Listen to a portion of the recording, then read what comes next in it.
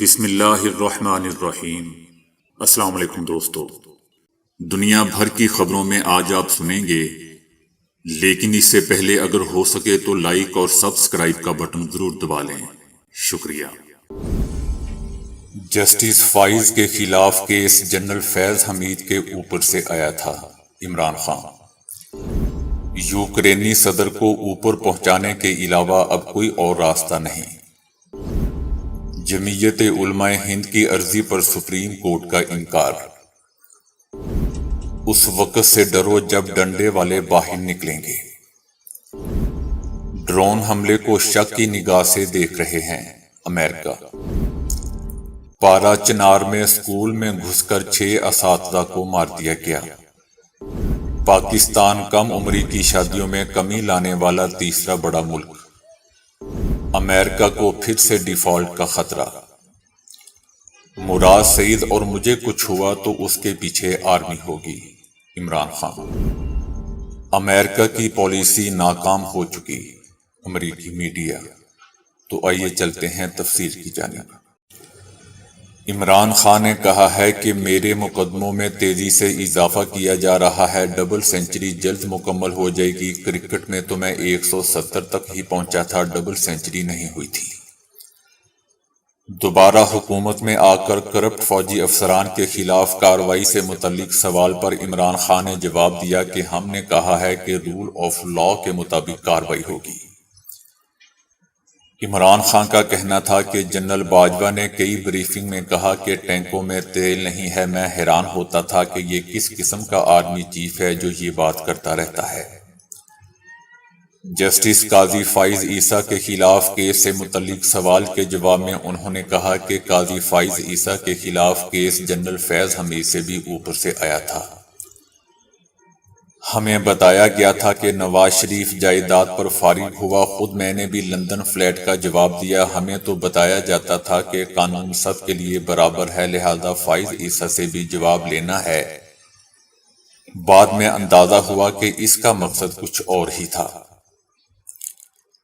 عمران خان نے مزید کہا کہ میں نہیں چاہتا تھا کہ عدلیہ سے اختلاف ہو۔ پاکستان میں ایک طبقہ چوری کرتا ہے، NRO لیتا ہے، وہیں ایک طبقہ وہ بھی ہے جو کہ کالی ویگو آتی ہے، بندہ اٹھا کر لے جاتی ہے۔ ان کو کوئی نہیں پوچھ سکتا۔ نواز شریف باجوہ کو غلط وجہ سے اٹیک کر رہا تھا۔ نواز شریف کہہ رہا تھا کہ تمہاری جرأت کیسے ہوئی میرے خلاف تحقیقات کرنے کی۔ روس کے سابق صدر دمیتری نے روسی ایوان صدارتی محل میں نامعلوم ڈرون حملے پر سخت ردعمل ظاہر کرتے ہوئے اس حملے کا ذمہ دار یوکرین کو قرار دیا اور کہا کہ اب یوکرین کے صدر کے خاتمے کے علاوہ کوئی اور راستہ باقی نہیں بچا۔ اس حملے کے بعد یوکرینی صدر اور ان کے قریبی افراد کے خاتمے کے علاوہ کوئی دوسرا راستہ نہیں بچا ہے۔ اس سے پہلے روس نے یوکرین کو اس حملے کا ذمہ دار قرار دیا تھا اور صدارتی محل سے بیان جاری ہوا تھا کہ ڈرون حملے کے وقت صدر پیوٹن صدارتی محل میں موجود نہیں تھے۔ سابق روسی صدر کا یہ بیان ایسے وقت میں سامنے آیا جب یوکرین نے اس ڈرون حملے سے یوکرین کو کردار کو مسترد کیا ہے اور کہا ہے کہ یوکرین صرف دفاعی جنگ لڑ رہا ہے اور وہ روس کے اندر اہداف پر حملہ نہیں کرتا۔ یوکرین کے صدر نے روس کے صدارتی محل پر ڈرون حملے کے بعد کہا ہے کہ ہم صدر پیوٹن یا روس پر حملہ نہیں کر رہے، ہم اپنی سرزمین کا دفاع کر رہے ہیں۔ سپریم کورٹ آف انڈیا نے کہا ہے کہ ہم اس بنیاد پر عرضی پر غور کرنے کے لیے تیار نہیں ہیں، ہم اسے عرض گزاروں پر چھوڑتے ہیں، وہ مناسب ہائی کورٹ سے رجوع کریں۔ سپریم کورٹ آف انڈیا نے جمعیت علماء ہند کی اس درخواست پر سماعت کرنے سے انکار کر دیا جس میں پروپیگنڈا پر مبنی فلم دا کیرالا سٹوری کی نمائش پر پابندی عائد کرنے کا مطالبہ کیا گیا تھا۔ چیف جسٹس نے کہا کہ ہر موضوع پر براہ راست سپریم کورٹ میں سماعت کرنا ممکن نہیں اور عرضی گزار ہائی کورٹ سے رجوع کر سکتے ہیں۔ دوستو، یاد رہے کہ جمعیت علماء ہند کے علاوہ مشہور صحافی قربان علی نے بھی سپریم کورٹ میں دا کیرالا سٹوری کی نمائش پر پابندی عائد کرنے کی درخواست دائر کی تھی۔ فلم آج سینما گھروں میں ریلیز ہونے جا رہی ہے۔ عرضی میں مطالبہ کیا گیا تھا کہ فلم میں ایک تردید ہونا چاہیے کہ یہ افسانے پر مبنی ہے۔ سپریم کورٹ نے کہا کہ ہم اس بنیاد پر درخواست پر غور کرنے کے لیے تیار نہیں ہیں، ہم اسے عرضی گزاروں پر چھوڑتے ہیں کہ وہ ہائی کورٹ سے رجوع کریں۔ سپریم کورٹ نے کہا کہ ہائی کورٹ میں تجربہ کار جج ہیں، وہ مقامی حالات سے واقف ہیں، ہم سپر عدالت کیوں بنیں؟ عدالت نے درخواست گزاروں سے کہا کہ وہ ہائی کورٹ جائیں، وہ ان عرضیوں کو جلد نپٹانے پر غور کر سکتی ہے۔ وفاقی وزیر جاوید لطیف کا کہنا ہے کہ اس وقت دو ادارے آمنے سامنے ہیں، سیاستدانوں کو تو بلی چڑھایا جاتا ہے۔ انہوں نے کہا کہ پارلیمان کو ہمیشہ ہتھوڑے اور بندوق سے ڈرا کر سمجھوتا کرنے کے لیے مجبور کیا جاتا ہے۔ آج الیکشن کمیشن نے اپنی آزادی کے لیے آواز اٹھائی ہے، اگر پارلیمان الیکشن کمیشن کے پیچھے نہ کھڑی ہوئی تو حال پھر جسٹس شوکت صدیقی اور وقار سیٹھ والا ہوگا۔ لیگی رہنما کا کہنا تھا کہ ایک اسپیشل کمیٹی تشکیل دی جائے جس میں lieutenant general retired Faiz Hameed, Farah Gogi, Bushra be be اور عمران خان سمیت جسٹس شوکت صدیقی کو بلایا جائے۔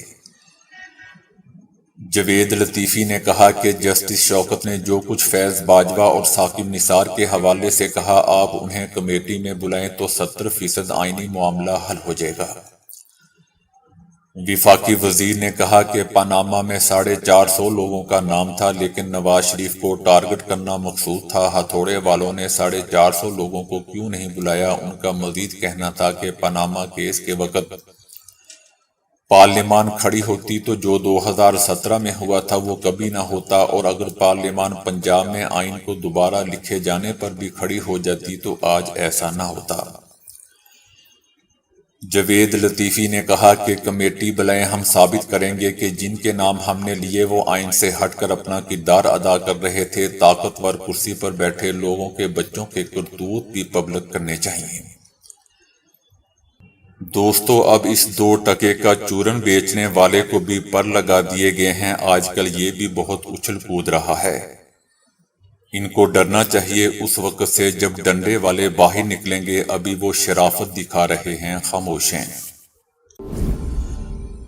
امریکہ نے کہا ہے کہ روسی صدارتی محل میں ہونے والے واقعے کی تفصیلات سے لا علم ہے، صدر پیوٹن پر حملے کی رپورٹ کی تصدیق نہیں کر سکتے۔ امریکی وزیر خارجہ اینٹونی بلنکن نے روسی صدارتی محل پر مبینہ ڈرون حملے پر تبصرہ کرتے ہوئے کہا ہے کہ روس میں ہونے والے واقعے کو شک کی نگاہ سے دیکھ رہے ہیں۔ روسی صدارتی محل میں ہونے والے واقعے کی تفصیلات سے لا علم ہیں۔ انہوں نے کہا کہ یہ جو کچھ مرضی کر لیں، یوکرین کو اپنا دفاع کرنے کا مکمل اختیار حاصل ہے۔ پارا چنار میں مسلح افراد کی اسکول میں گھس کر فائرنگ سے 7 اساتذہ اپنی جان سے گئے۔ مرنے والے اساتذہ سرکاری اسکول میں میٹرک امتحانات کی ڈیوٹی پر تعینات تھے۔ انہوں نے اسٹاف روم میں گھس کر اندھا دھند گولیاں چلا دیں، جس سے 7 اساتذہ موقع پر ہی اپنی جان سے ہاتھ دھو بیٹھے۔ اقوام متحدہ کی ایک رپورٹ میں کہا گیا ہے کہ گو کہ جنوبی ایشیا کم عمری کی شادیوں میں عالمی سطح میں سر فہرست ہے، لیکن اگر اس کی کمی کی رفتار تیز نہ ہوئی تو مکمل خاتمے 55 سال لگ جائیں گے۔ 2030 تک کم عمری کی شادی کے خاتمے کے ہدف کو حاصل کرنے کے لیے جنوبی ایشیا میں اصلاحات کی رفتار کو 7 گنا تیز کرنے کی ضرورت ہے۔ رپورٹ میں کہا گیا ہے کہ جنوبی ایشیائی ممالک میں کم عمری کی شادیوں کے رجحان میں کمی میں مالدیپ، سری لنکا اور پاکستان بالترتیب اول، دوم اور تیسرے نمبر پر ہیں۔ پاکستان میں تقریباً 18% لڑکیوں کی اب بھی بچپن میں شادی کر دی جاتی ہے، جن کی تعداد 1,90,00,000 ہے، یعنی ہر 6 میں سے 1 لڑکی کی شادی کم سنی میں کر دی جاتی ہے۔ تاہم پاکستان میں کم عمری کی شادیوں کا تناسب عالمی اوسط یعنی 20% ہے۔ اس کے مقابلے میں بھارت، بنگلہ دیش، افغانستان، نیپال اور بھوٹان بہت پیچھے ہیں۔ بنگلہ دیش میں بچیوں کی شادیوں کی شرح جنوبی ایشیا میں سب سے زیادہ یعنی 51% ہے، جبکہ مالدیپ میں سب سے کم صرف 2% ہے۔ اور بھارت میں 34% ہے، جہاں ہر 3 میں سے ایک لڑکی کی شادی کم سنی میں کر دی جاتی ہے۔ یاد رہے دوستوں کہ کم عمری کی شادیوں میں کمی کے حوالے سے جنوبی ایشیا دنیا میں سب سے آگے ہے۔ اس کے باوجود جنوبی ایشیا میں ہر 4 میں سے ایک لڑکی اپنے 18ویں سالگرہ سے پہلے ہی شادی شدہ بن جاتی ہے۔ جنوبی ایشیائی ممالک میں کم سن دلہنوں کی تعداد 30 کروڑ کے لگ بھگ ہے، جو عالمی آبادی کا 45% بنتا ہے۔ خطے میں ہر 4 میں سے 3 دلہنیں اس وقت بچے کو جنم دیتی ہیں جب وہ ابھی نوعمر ہوتی ہیں۔ اس کے علاوہ اقوام متحدہ کی ایک اور بھی دوستوں مزاحیہ رپورٹ سامنے آئی ہے کہ پاکستان میں 55% دلہنوں یا بیویوں کا خیال ہے کہ بیوی کو مارنا ضروری یا جائز ہے۔ بھارت میں 41 اور بنگلہ دیش میں 33% خواتین بھی شوہر کے مارنے کو درست سمجھتی ہیں۔ اگر تو دوستو یہ اعداد و شمار درست ہے تو پھر نون لیگ کی پھپھے کٹنیاں عظمیٰ بخاری اور مریم اورنگزیب کو تو لازمی اپنے اپنے میاؤں سے پھینٹی لگنی چاہیے۔ پاکستان کی طرح امریکہ کی وزیر خزانہ نے بھی ایک بار پھر تنبیہ کرتے ہوئے کہا ہے کہ امریکہ کے ڈیفالٹ ہونے کا خدشہ بدستور موجود ہے۔ امریکہ 1 مہینے کے دوران ڈیفالٹ کر سکتا ہے۔ 31.4 کھرب ڈالر قرضے کی حد پر فوری اقدامات کیے جائیں۔ اس سال کے پہلے 4 ماہ میں امریکہ کو پھر سے ڈیفالٹ کا خدشہ ہو گیا ہے، جس کے بعد امریکہ مزید 726 بلین ڈالر قرضہ لینے کا ارادہ رکھتا ہے۔ امریکہ کے صدر جو بائیڈن نے حکمت عملی کے لیے 9 مئی کو اجلاس بلا لیا ہے، جس میں کانگریس کے ممبران شریک ہوں گے۔ اس اجلاس میں قرض کی حد پر بات چیت ہوگی۔ امریکی وزیر خزانہ کانگریس کو جلد قانون سازی کی اپیل بھی کر چکی ہے۔ عمران خان نے کہا ہے کہ مراد سعید اور مجھے اگر کچھ ہوا تو اس کے پیچھے آرمی ہوگی۔ اپنے ویڈیو پیغام میں عمران خان نے کہا کہ 4 چیزوں پر میں بات کرنا چاہتا ہوں۔ عدالت نے طلب کیا ہے، میرے پاؤں پر سوجن ہے، اس کے باوجود جا رہا ہوں۔ ہم عدالتوں کا احترام کرتے ہیں۔ دوسرے لوگ جو ہر وقت ذلیل حرکتیں کرتے رہتے ہیں، ہم ان جیسے نہیں۔ عمران خان نے کہا کہ کچھ دن پہلے میں نے لاہور ہائی کورٹ کو صاف کہا تھا کہ مجھے 2 بار ڈرٹی ہیری کی طرف سے مارنے کی کوشش کی گئی ہے۔ اب مراد سعید کو بھی وہ کہہ رہا ہے کہ یہ تخریب کار ہے۔ اگر مراد سعید کو کچھ ہوا تو اس کے پیچھے آرمی کا یہ ڈرٹی ہیری ہوگا، اور اگر مجھے کچھ ہوا تو اس کے پیچھے بھی یہی ہوگا۔ میں سب کو کال دے رہا ہوں کہ آپ سب کل ہفتے کے روز اپنے گھروں سے مغرب کے وقت نکلیں۔ ہمیں ایک بار پھر ان سے بچانے کے لیے انہوں نے ہمارا جینا حرام کیا ہوا ہے۔ ایک معروف امریکی اخبار نے لکھا ہے کہ امریکہ کو چاہیے کہ وہ اپنا دباؤ استعمال کرتے ہوئے سعودی عرب سے مطالبہ کرے کہ وہ یا تو سلامتی کے بدلے تیل کے اپنے معاملے کی پاسداری کرے، یا پھر اپنی سیکیورٹی فراہمی اور دفاع کے لیے ہمیں چھوڑ کر کسی متبادل ملک کی تلاش کرے۔ معروف امریکی اخبار نے سعودی عرب کے حوالے سے ناکام امریکی پالیسی کے حوالے سے لکھا ہے کہ تجربہ بتاتا ہے کہ سعودی عرب کے بارے میں امریکہ کی سیکیورٹی کے بدلے تیل کی وصولی پر مبنی پالیسی اب ناکام ہو کر رہ چکی ہے۔ دور دراز علاقوں میں فوجی مہم جوئی قابل اعتماد فارورڈ بیسز وہاں موجود دوستوں اور سب سے بڑھ کر وہاں تک پہنچنے کے لیے ایندھن کی فراہمی کی محتاج ہوتی ہے۔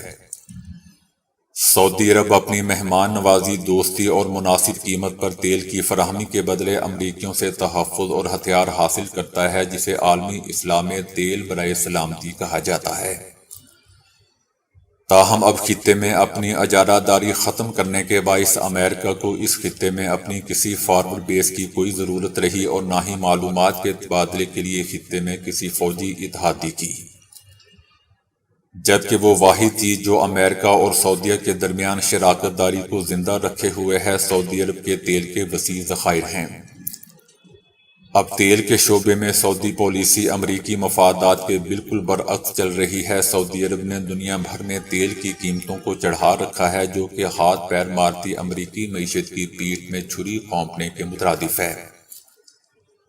سعودی عرب نے امریکی ہتھیاروں اور انٹیلی جنس کو استعمال کرتے ہوئے یمن میں اپنی فوجی مداخلت کے ذریعے پورے خطے کو ہی غیر مستحکم بنا دیا تھا، جس سے امریکہ کی بین الاقوامی ساکھ کو بھی نقصان پہنچا تھا۔ موجودہ امریکی پالیسیاں اس عدم توازن کو ختم کرنے میں مکمل طور پر ناکام ہو چکی ہیں، لہذا الٹیمیٹم کا وقت آن پہنچا ہے کہ اب سعودی عرب تیل کی فراہمی جاری رکھے یا پھر سیکیورٹی سے محروم ہو جائے۔ سعودی عرب نہ صرف دنیا بھر میں تیل کے بڑے ذخائر میں سے ایک ہے، بلکہ اس ملک کی سرحدوں میں دو مقدس شہر مکہ اور مدینہ بھی واقع ہے جو اہم ترین اسلامی مقامات ہیں۔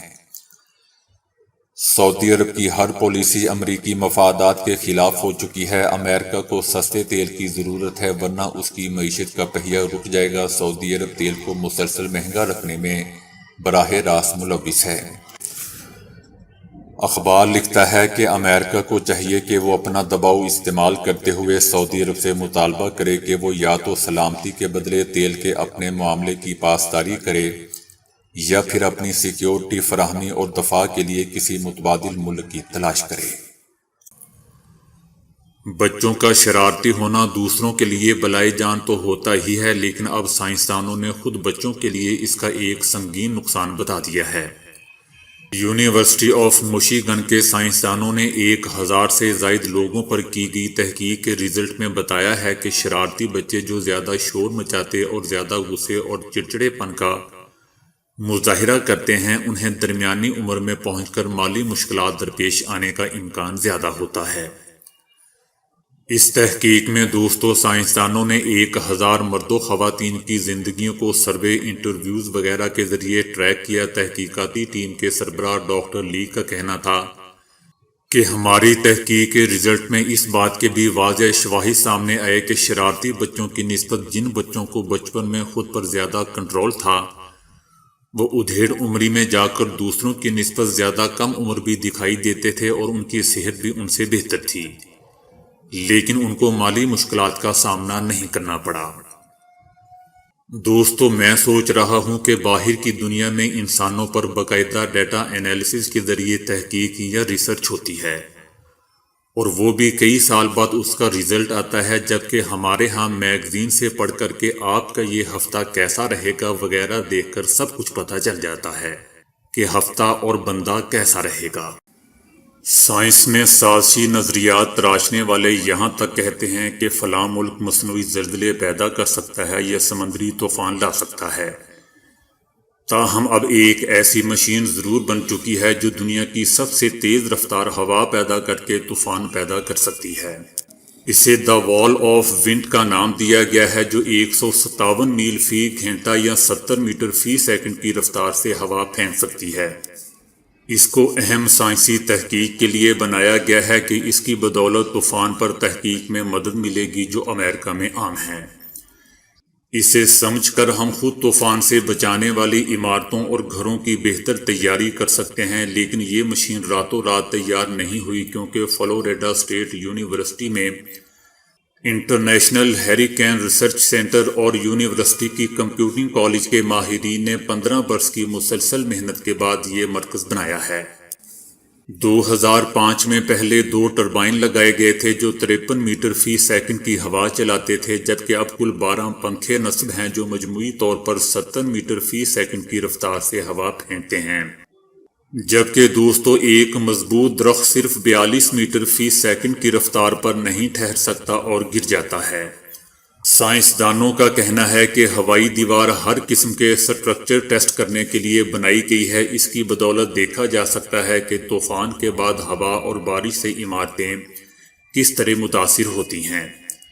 اس مرکز میں چھوٹے گھر اور عمارتوں کو ایک گھومتے ٹیبل پر رکھ کر ان پر ہر سمت سے ہواؤں کی بھوچاڑ کی جاتی ہے۔ اس طرح کئی ڈیزائن کے مکانات کو ہر طرح کی آزمائی سے گزارا جا سکتا ہے۔